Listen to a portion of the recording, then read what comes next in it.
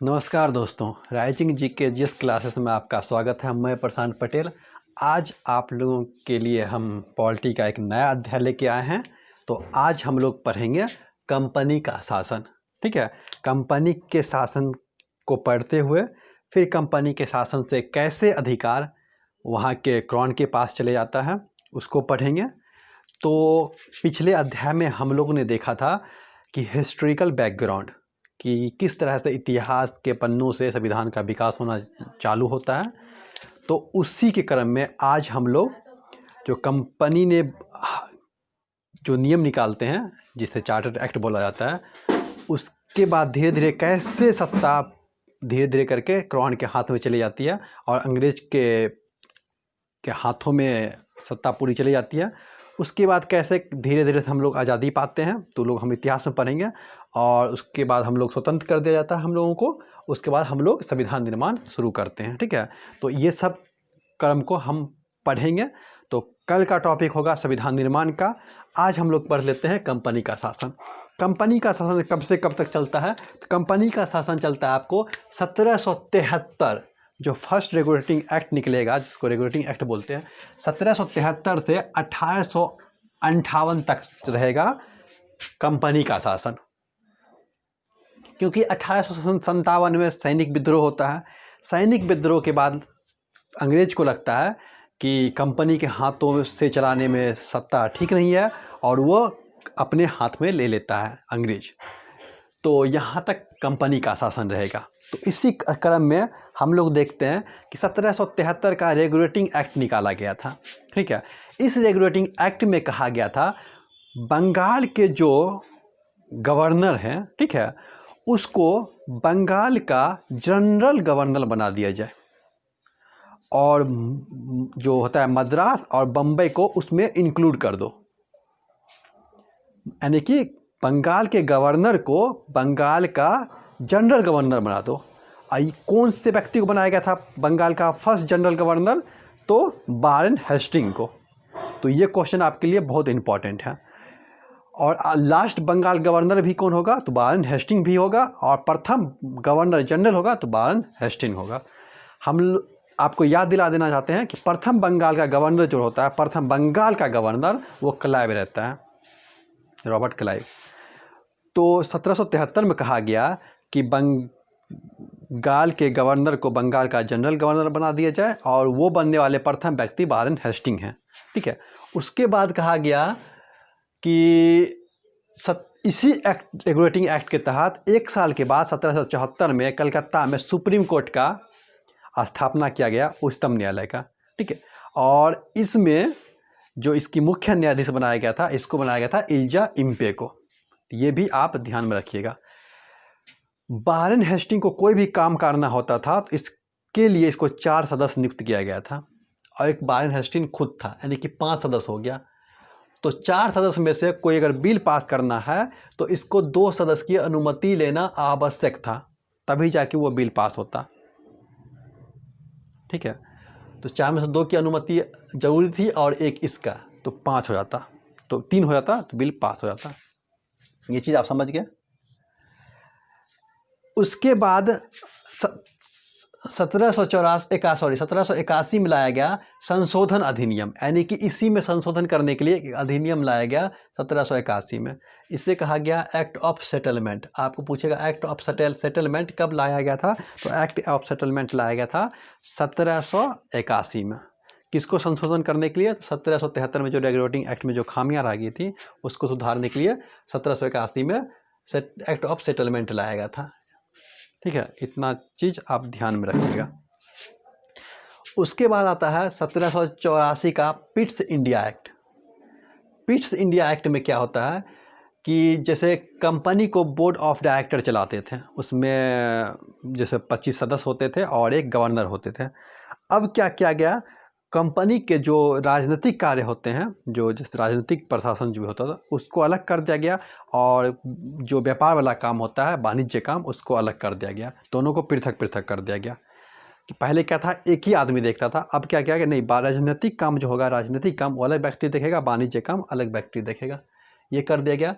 और इसके लिए राजनीतिक काम को देखने के लिए बोर्ड ऑफ नियंत्रण यानी कि बोर्ड ऑफ कंट्रोल का स्थापना किया गया। आपको पूछेगा बोर्ड ऑफ कंट्रोल का स्थापना कब किया गया, तो 1784 के पिट्स इंडिया एक्ट के तहत बोर्ड ऑफ कंट्रोल का स्थापना किया गया। अब बोर्ड ऑफ कंट्रोल में 6 सदस्य होते थे। इतना क्लियर हो गया। उसके बाद आता है 1793 का चार्टर एक्ट। 1793 का एक पत्र कानून टाइप का पत्र होता है, ठीक है, उसी को बोलते हैं हम लोग चार्टर्ड एक्ट। तो 1793 का एक चार्टर्ड एक्ट आता है, ठीक है। इसमें क्या कहा गया कि जो नियंत्रण बोर्ड कंट्रोल बोर्ड के सदस्य होंगे या जो डायरेक्टर होंगे बोर्ड ऑफ डायरेक्टर के सदस्य, उस पद पे वही व्यक्ति को हम लोग बैठाएंगे जो कम से कम 12 वर्ष भारत में रहा हो, उसको 12 वर्ष के भारत में रहने का अनुभव हो, वही व्यक्ति बैठेगा उस पद पे, उस पद को ग्रहण करेगा। इससे पहले क्या था कि कोई भी अंग्रेज के व्यक्ति आके पद ग्रहण कर लेते थे। अब अंग्रेज को भी कम से कम भारत में रह के भारत के हाव भाव को जानना पड़ेगा, उसके बाद ही वो पद को ग्रहण कर सकता है। और कहा गया कि 20 वर्ष के लिए लागू कर दिया गया इसको, 20 वर्ष के लिए। 1793 में कंपनी के शासन 20 वर्ष के लिए बढ़ा दिया गया, ठीक है। तो ये दो चीज़ ध्यान में रखिएगा। 1793 में 20 वर्ष के लिए बढ़ा गया है और 12 वर्ष के अनुभव व्यक्ति ही पद को ग्रहण करेगा। कौन से पद को? नियंत्रण बोर्ड के पद को या कंट्रोल के बोर्ड के पद को या डायरेक्टर को बोर्ड के पद को। उसके बाद 20 साल के बाद, इसमें 20 साल पर लाया गया था शासन, तो 20 साल के बाद 20 जोड़िएगा तो 1813 में। 1813 में क्या लाया गया था कि कंपनी का जो एकाधिकार था व्यापार करने का, उसको समाप्त किया जाता है। कंपनी का जो एकाधिकार था व्यापार करने का, उसको समाप्त कर दिया गया। बस कंपनी को चीन से वो कुछ भी चीज़ का व्यापार कर सकता है, और चाय का वो किसी भी देश के साथ व्यापार कर सकता है। बाकी सब देश के साथ वो किसी चीज़ का व्यापार नहीं कर सकता है चाय के अलावा। और ठीक है, तो कंपनी का चाय और चीन पर से एकाधिकार को छोड़ के बाकी उसका एकाधिकार सब खत्म कर दिया जाता है। और कहा जाता है कि कंपनी को कहा जाता है कि आप बाहर से सब कुछ ले के बेचते हैं, इतना कमाते हैं, तो भारत के लिए भी कुछ कीजिए। तो कंपनी को कहा गया कि आप एक वर्ष में कम से कम 1 लाख रुपया खर्च कीजिए। किसके लिए? तो 1 लाख रुपया खर्च कीजिए भारतीयों के शिक्षा के लिए, ठीक है। इसमें नियम निकाला गया 1793 में कि कंपनी को बोला गया कि आप खर्च कीजिए 1 लाख रुपया वार्षिक कम से कम शिक्षा पे, ठीक है। और ईसाई मिशनरी होते हैं, जैसे इस्लाम धर्म का कोई प्रचार करता है, कोई हिंदू धर्म का प्रचार करता है, इस्लाम धर्म का प्रचार का ईसाई मिशनरी को भारत में आने और प्रचार करने का अनुमति मिल जाता है 1793 में।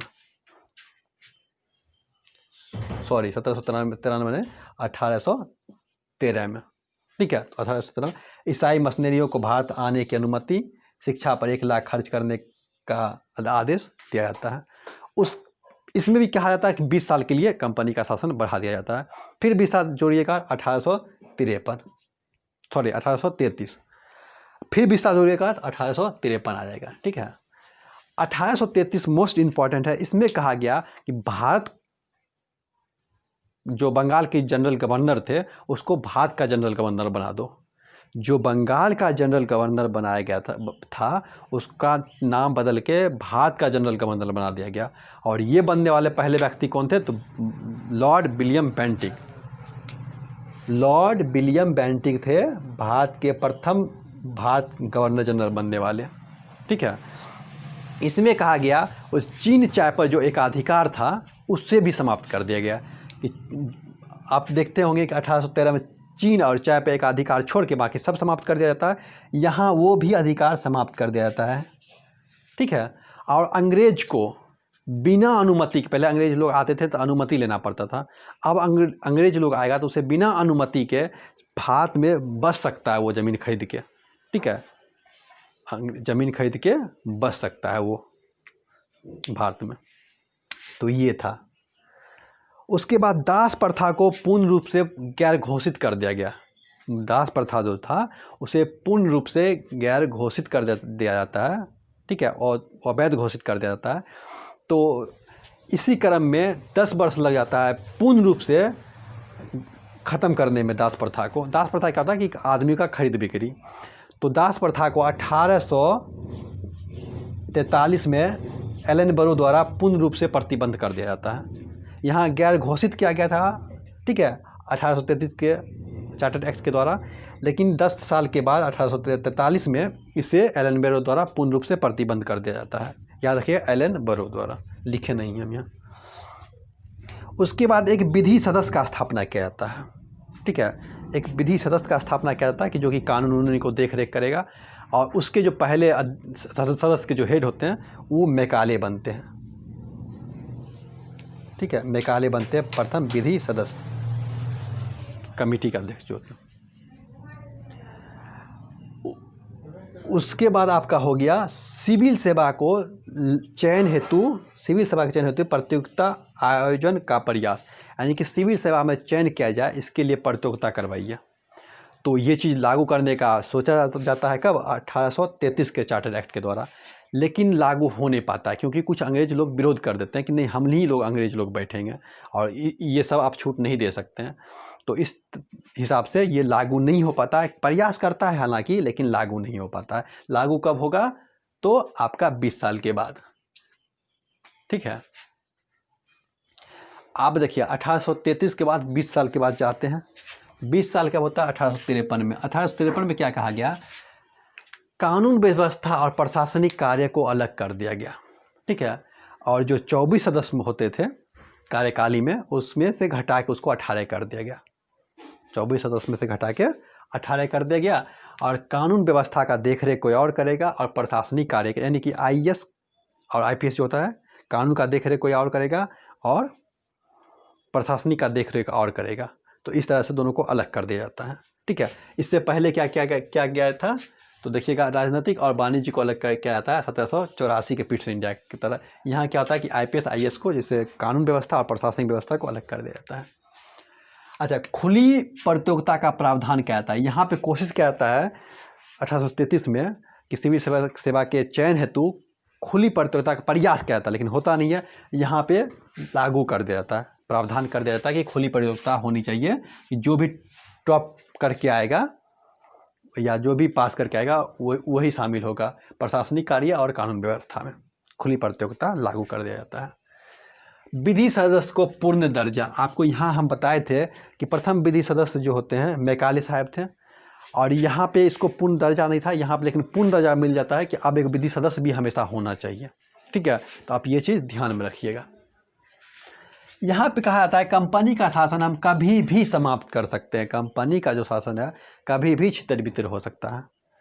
आप कंपनी डगमगा, कभी भी कंपनी को समाप्त कर दिया जाता है। ये बात कंपनी के कान में डाल दिया जाता है कि तुम लोग को हम कभी भी तुम्हारा अधिकार खनन कर सकते हैं या छीन सकते हैं और अपना लागू कर सकते हैं। इसी एवज में देखिएगा 1857 का विद्रोह जब होता है तो पूरा देश में अर्थव्यवस्था या माहौल गर्म हो जाता है, ठीक है। अंग्रेज को लगता है कि अब इंडिया प्रयास करने लगा स्वतंत्र होने का, तो इस एवज में कंपनी का शासन समाप्त कर दिया जाता है और सत्ता सीधा क्राउन के हाथ में चला जाता है, जो वहाँ की महारानी होती है उसके हाथ में चला जाता है। तो इसीलिए 1858 को हम लोग क्या बोलते हैं? ताज का शासन। उसके बाद क्या लागू होगा? ताज का शासन। कब तक चलेगा? जब तक हमारा देश आज़ाद नहीं हो जाए। ताज का महारानी विक्टोरिया जो रहती है उसके हाथ में चला जाता है क्या? कंपनी का शासन। लाइक इंडिया का जितना कुछ भी होगा, इंडिया का भाग्य विधाता वो महारानी के ताज के हाथ में चला जाएगा, ठीक है। और क्या क्या था? अब ताज के हाथ में चला गया, अब भारत का गवर्नर जनरल तो रहेगा नहीं। अब तो गवर्नर जनरल जो है, पहले तो हेड होता था भारत का, अब क्या हो गया? वो महारानी के प्रतिनिधित्व के रूप में काम करेगा। जब महारानी के प्रतिनिधित्व के रूप में काम करेगा तो उसको हम लोग वायसराय बोलना चालू कर दिया, ठीक है। पहले प्रतिनिधि के रूप में कार्य नहीं करता था, हम लोग भारत के जनरल गवर्नर बोलते थे। अब महारानी के प्रतिनिधित्व के रूप में कार्य करने लगा तो हम लोग वायसराय बोलते हैं। अब पहला वायसराय कौन बना? तो लॉर्ड कैनिंग, ठीक है। पहला वायसराय कौन बना? तो लॉर्ड कैनिंग, याद रखिएगा।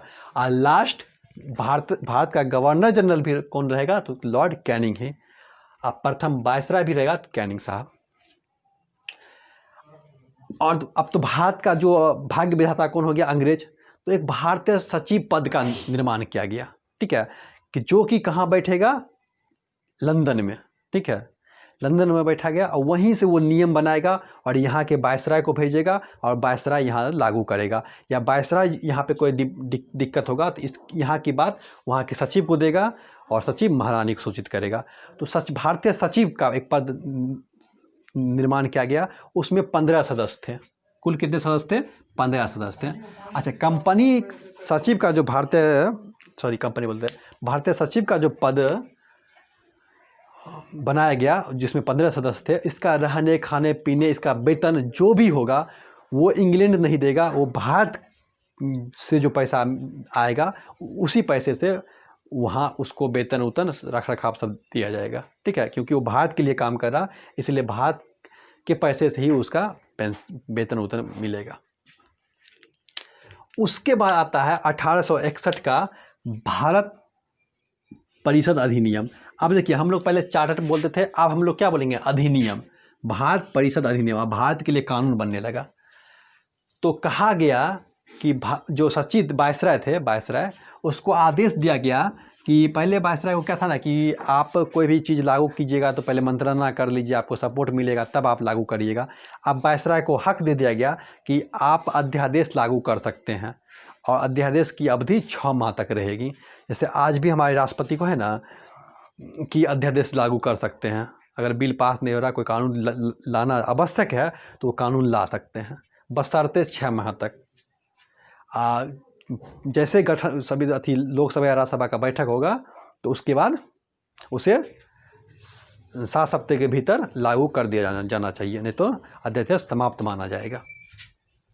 तो उसी तरह यहाँ पे भी वायसराय को अध्यादेश दिया गया, मतलब आदेश दिया गया कि आप 6 महीना के लिए लागू कर सकते हैं। विधान सभा का गठन किया गया, ठीक है, विधानसभा का गठन किया गया।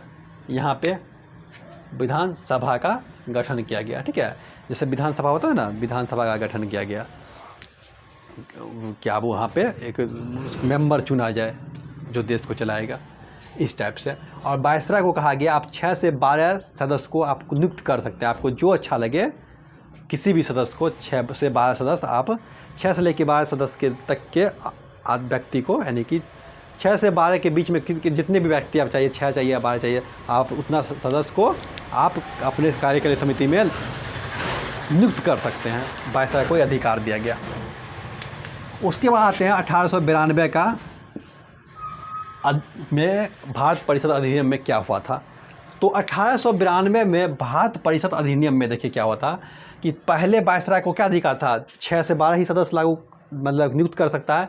अब अधिकार क्या हो गया कि कम से कम 10 से 16 सदस्य को वो नियुक्ति कर सकता है। कहाँ, किस में? कार्यकाली परिषद में। पहले जो कि 1861 में 6 से 12 था, वो अब क्या हो गया तो 10 से 16 हो गया, सदस्य को वो नियुक्ति कर सकता है 10 से 16 के बीच में, ठीक है। और बजट पर बहस करने का, जो बजट पेश होगा कि कितना आमदनी हुआ, कितना खर्च करना है, इस पर प्रश्न पूछने का अधिकार दे दिया गया, ठीक है, इस पर डिस्कस कीजिए। तो बजट पर बहस करने का, जो अभी आज भी बजट पे बहस होता है, वो चीज़ लागू किया गया। तो धीरे धीरे हमारा संविधान का जो निर्माण का प्रक्रिया शुरू होता है, यहीं से शुरू होना चालू होता है और इसी सब से हम लोग अपनी कुछ बातों लेके अपना संविधान निर्माण करते हैं।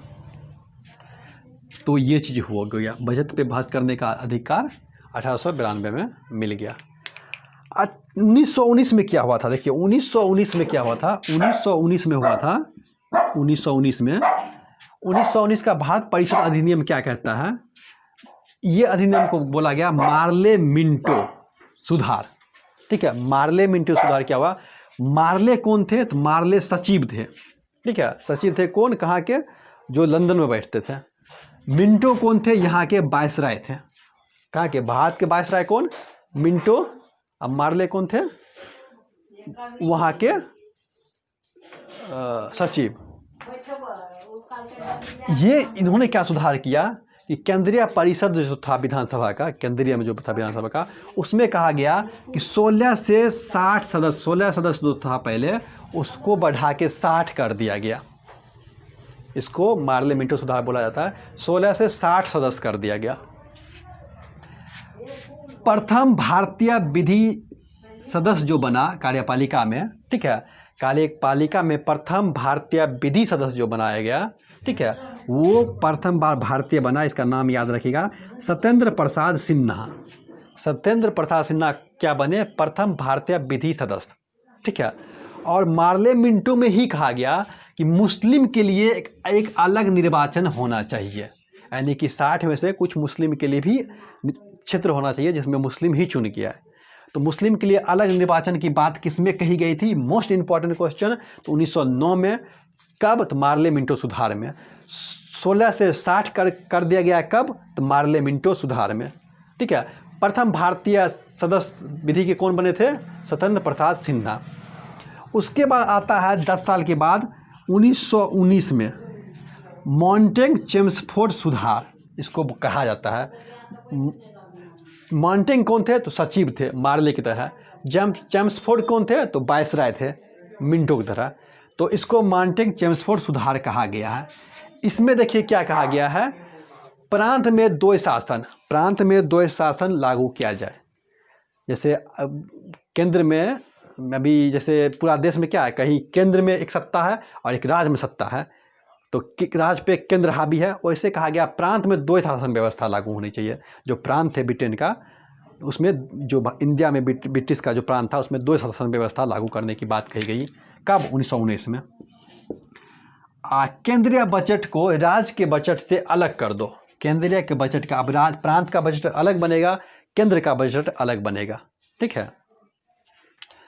और केंद्र में जो है वो द्विसदनीय व्यवस्था कर दिया गया। जैसे आज है द्विसदनीय व्यवस्था लोकसभा राज्यसभा, उसी तरह वहाँ उस समय भी केंद्र में द्विसदनीय व्यवस्था कर दिया गया। द्विसदनीय व्यवस्था कर दिया गया। एक को बोला गया मतलब कि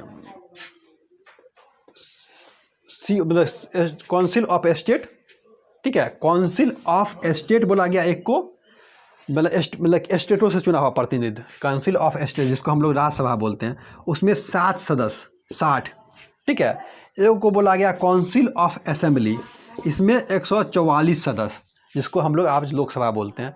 काउंसिल ऑफ असेंबली में 144 सदस्य, काउंसिल ऑफ स्टेट में 7 सदस्य, 60, द्विसदनीय व्यवस्था के द्वारा। यूपीएससी का गठन किया गया 1926 में, ठीक है। इसी के द्वारा, इसी मॉन्टेग चेम्सफोर्ड के सुधार के तहत यूपीएससी का गठन किया गया था, यूनियन पब्लिक सर्विस कमीशन का 1926 में, ठीक है, जो कि प्रशासनिक कार्य और कानून व्यवस्था के लिए लड़कों का चयन करेगा। इतना चीज़ समझ में आ गया। बस इतना याद रखना है कि प्रांत में द्विसदन व्यवस्था होगा और केंद्र में द्विसदनीय व्यवस्था होगा। या द्वैध शासन लागू हो जाएगा प्रांत में और केंद्र में द्विसदनीय व्यवस्था हो जाएगा। उसके बाद आइए भारतीय शासन अधिनियम 1935, मोस्ट इम्पॉर्टेंट। प्रांतों में जो द्वैध शासन लागू किया गया था 1919 में, उससे समाप्त कर दिया जाता है, ठीक है। 1935 के तहत मात्र 6 में द्वैध शासन लागू रहने देता है, द्वैध शासन व्यवस्था हटा दिया, ठीक है। अब प्रांत में द्वैध शासन व्यवस्था को समाप्त कर दिया गया, तो उसके एवज में क्या किया गया, केंद्र स्तर पर द्वैध शासन लागू कर दिया गया। यानी कि प्रांत से द्वैध शासन व्यवस्था को हटा के केंद्र द्वैध शासन व्यवस्था लागू कर दिया गया, केंद्रीय। अखिल भारतीय संघ का स्थापना किया गया, ठीक है। अब तो पूरा सबको मिला लिया, एक भारतीय संघ बना दिया, यानी कि प्रांतों का एक संघ, एक भारत यूनियन कर दिया गया और प्रांतों को तोड़ दिया गया, द्वैध शासन, केंद्र का द्वैध शासन बना दिया गया, ठीक है। इस तरह से, जिसमें से 321 धारा इसमें ऐड किया गया और 10 अनुसूची लागू किया गया, ठीक है। और आप देखिएगा कि 1935 का कम से कम 251 के, यानी कि सोचिए 70 के आसपास % के आसपास हमारे संविधान में लिखने में इसका महत्वपूर्ण भूमिका है। इस अधिनियम को, भारत शासन अधिनियम 1935 के द्वारा, इसमें 321 धाराएँ जोड़ा गया, 10 अनुसूची जोड़ा गया, ठीक है। और क्या कहते हैं, जो प्रांत और संघ जो बना, उसमें विषयों को लेकर बंटवारा किया गया। तो आज भी देखिएगा इसमें बंटवारा है। संघीय सूची, जिस पे सिर्फ केंद्र कानून बनाएगा, वो उसमें 59 विषय रखा गया। प्रांत में जो कानून बनाएगा राज्य सूची, उसमें 54 विषय रखा गया, जिसमें राज्य और केंद्र समवर्ती, उसको समवर्ती सूची बोलेंगे, उसमें 36 विषय रखा गया। यानी कि केंद्र कानून बनाएगा जिसमें 59 विषय, राज्य बनाएगा 54 विषय, समवर्ती सूची जिसमें दोनों मिल के बनाएगा 36 विषय रखा गया इसमें। ठीक है। मात्र 10% जनसंख्या को ही वोट देने का अधिकार दिया गया। ठीक है, मात्र 10% जनसंख्या को ही वोट देने का अधिकार दिया गया। ठीक है, ये बात भी ध्यान में रखिएगा। अब भारतीय रिजर्व बैंक का स्थापना किया गया। ठीक है, 1935 में आप जानते होंगे भारतीय रिजर्व बैंक का स्थापना हुआ। तो भारतीय रिजर्व बैंक का स्थापना किया गया और 1937 में संघीय न्यायालय की भी स्थापना किया गया कि एक संघ का न्यायालय होना चाहिए जिसके अंदर सभी न्यायालय हो।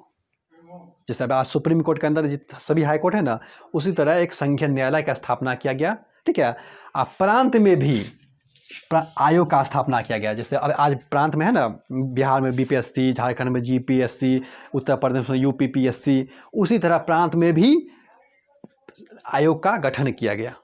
ठीक है, जैसे यहाँ पे यूपीएससी का गठन किया गया था, उसी टाइप से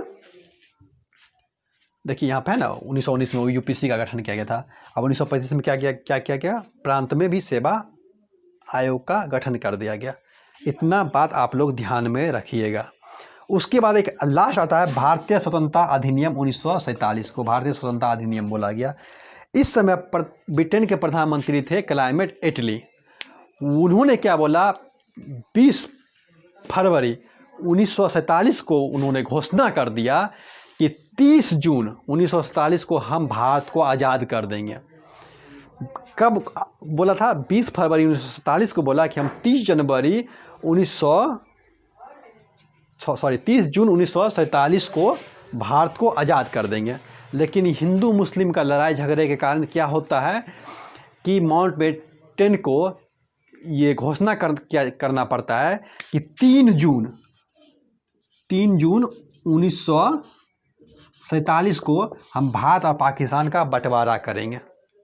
ठीक है, जबकि हम लोग आज़ाद हो जाते हैं कब? 30 जून को ही।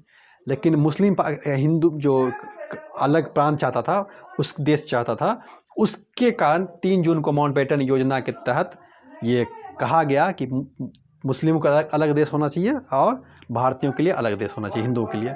तो इस एवज में देखिएगा कि 14 अगस्त 1947 को पाकिस्तान आज़ाद होता है और हम लोग आज़ाद होते हैं 15 अगस्त 1947 को। ठीक है, तो इस तरह 2 डोमिनियन स्टेट बन जाता है, एक पाकिस्तान, एक हिंदुस्तान। अब भारतीय सचिव का जो पद होता है उसे समाप्त कर दिया जाता है, क्या कि अब तो भारत आज़ाद हो गया, तो अब भारतीय को आज़ाद कर रहे हैं हम, तो भारतीय सचिव का पद भी समाप्त कर दिया जाता है। तो आप लोग के लिए मोस्ट इम्पॉर्टेंट, इसमें सारा कुछ इम्पॉर्टेंस है। तो इस वीडियो को 1-2 बार देखिएगा तो आपको पूरा का पूरा क्लियर हो जाएगा। हर इम्पॉर्टेंट चीज़ को हम समझा दिए हैं, लिख दिए हैं। ये एग्ज़ाम में आपको पूछेगा कि इस अधिनियम के तहत क्या हुआ था, और या ये चीज़ जो हुआ उस किस अधिनियम के तहत हुआ। तो आप लोग शेयर और सब्सक्राइब कीजिए। अगला चैप्टर हम लोग का संविधान निर्माण का बनेगा। तो आप लोग भी खुश रहिए। जय हिंद।